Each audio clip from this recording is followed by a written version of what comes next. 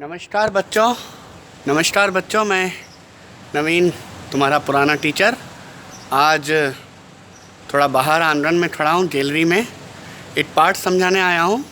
उस पाठ का नाम है जड़ एवं पत्ती। तो उसको समझ लेते हैं। जड़ कहाँ होती है, पत्ती क्या होती है और पौधा क्या होता है, उसको समझ लेते हैं। ये दिख रहा होगा तुमको, गमला कांटेदार है ना बच्चों। तो इस गमले में सबसे नीचे में ये देखो, ये है जड़। ये नीचे में, ये नीचे में देखो, जहाँ मेरी नीचे उंगली है वहाँ है। और उसके बाद क्या है, तना, और ये पत्तियाँ, और ये उसके ऊपर फूल, और उसके ऊपर लगते हैं पुष्प। तो जड़ जो होती है वो नीचे में रहती है हमेशा, और पत्ती और जड़ के बीच में क्या रहता है बच्चों, तना रहता है। तो तना जो जड़ और पत्ती को बीच में जोड़ता है ना। तो हम जड़ और पत्ती के बारे में ही समझते हैं। तो जड़ कौन कौन सी होती है, मूसलदार और रेशेदार। कौन कौन सी होती है, मूसलदार और रेशेदार। तो आप ये मुझे बताना होमवर्क में कि मूसलदार कौन सी जड़ होती है, रेशेदार कौन सी जड़ होती है। ठीक है बच्चों। तो अब हम आते हैं पत्तियों के बारे में। जड़ के बारे में हमने समझ लिया, पत्तियाँ कैसी होती हैं, एकांतर, जोड़ीदार, जिसको विपरीत क्रम बोलते हैं। तीसरा बोलते हैं चक्रीय क्रम, या फिर उसको बोलते हैं चक्रीय क्रम, या फिर क्या बोलते हैं उसको हम, वो बोलते हैं, पत्ती का नाम बोलते हैं, उसका नाम है जो गुच्छे में आती है, गुच्छेदार, है ना। तो गुच्छेदार पत्तियां जो होती हैं उसको चक्रीय क्रम भी बोलते हैं।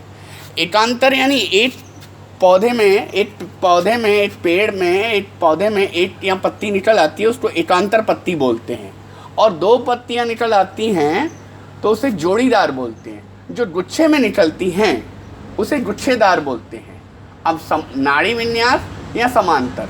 नाड़ी विन्यास उसे बोलते हैं बच्चों जिस पत्तियों में नाड़ी विन्यास पाया जाता है। ये देखो, ये पत्ती है, तुमको दिख रहा होगा, इसमें छोटी सी लाइन दिख रही होगी, ये देखो, है ना। तो ये इसमें नाड़ी विन्यास है। और कोई पत्ती ऐसी होती है बिल्कुल सीधी सपाट, उसमें कोई नाड़ी नहीं होती है, कोई विन्यास नहीं होती है। तुमने उंगली देखी होगी, अपने हाथ की कलाई देखी होगी। ये कलाई, ये देखो मेरी, ये देखो,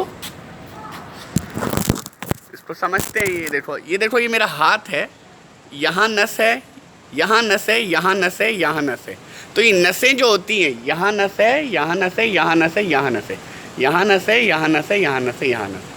तो ये नसें जो होती हैं उसे ही नाड़ी विन्यास बोलते हैं।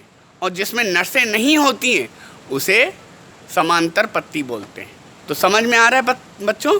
तो जड़ पत्ती के बारे में हम यही समझ रहे हैं कि नाड़ी विन्यास कौन सा होती है, समांतर कौन सा होता है।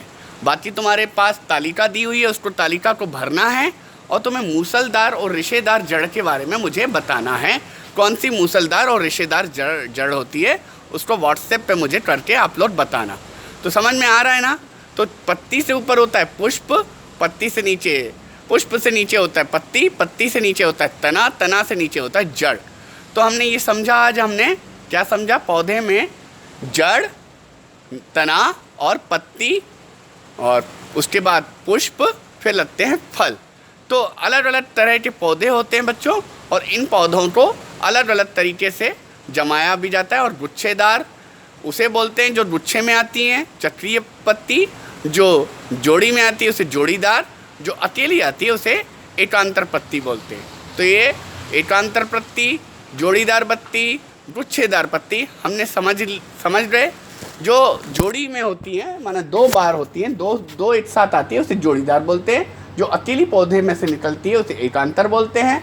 और जो गुच्छे के रूप में निकलती है उसे गुच्छेदार कहते हैं बच्चों।